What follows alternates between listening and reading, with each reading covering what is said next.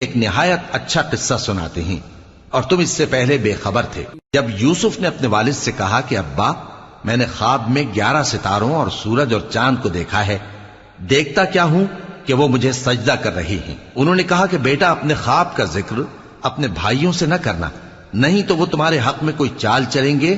کچھ شک نہیں کہ شیطان انسان کا کھلا دشمن ہے، اور اسی طرح اللہ تمہیں برگزیدہ و ممتاز کرے گا اور خواب کی باتوں کی تعبیر کا علم سکھائے گا، اور جس طرح اس نے اپنی نعمت پہلے تمہارے دادا پر دادا ابراہیم اور اسحاق پر پوری کی تھی، اسی طرح تم پر اور اولاد یعقوب پر پوری کرے گا۔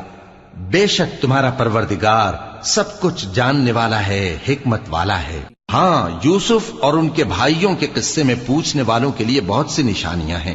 جب انہوں نے آپس میں تذکرہ کیا کہ یوسف اور اس کا بھائی ابا کو ہم سے زیادہ پیارے ہیں، حالانکہ ہم جماعت کی جماعت